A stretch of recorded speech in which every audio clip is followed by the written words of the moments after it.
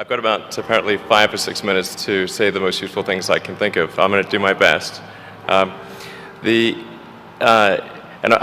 was suggested that I distill things down to three items. I think I'll go with 4, and I'll try. I think these are pretty important ones.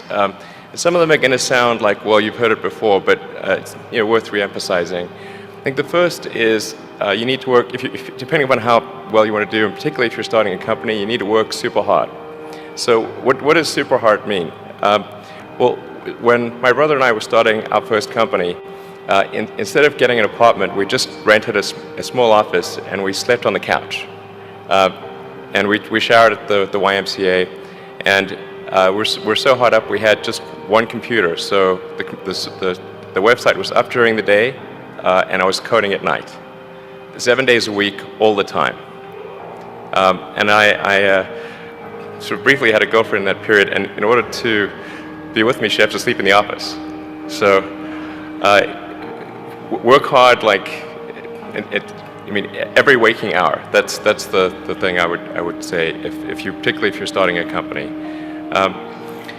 And I mean, if you do simple math, say like, okay, if somebody else is working 50 hours and you're working 100, you'll get twice as much done in the course of a year as the other company. The other thing I'd say is that if you're creating a company or if you're joining a company, the most important thing is to attract great people. So either join a group that's amazing, that you really respect, or if you're building a company, you've got to gather great people. I mean, all a company is a group of people that have gathered together to create a product or service. And so depending upon how talented and hardworking that group is, and the degree to which they are focused cohesively in a good direction, that will determine the success of the company. So do everything you can to gather great people if you're creating a company. Then I'd say focus on signal over noise. A lot of companies get confused. They spend money on things that don't actually make the product better.